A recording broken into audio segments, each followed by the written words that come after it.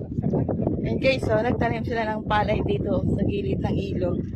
Kasi may portion dito na maputik siya, oh. Ayun, oh, maliit lang siya, guys. Grabe, tinaniman pa nila to. Maliit lang siya na ano, nataniman. Tinaniman nila ng palay.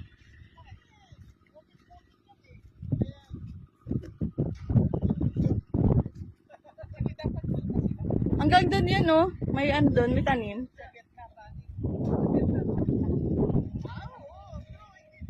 Oh my gulay, ang ganda doon sa dulo, guys.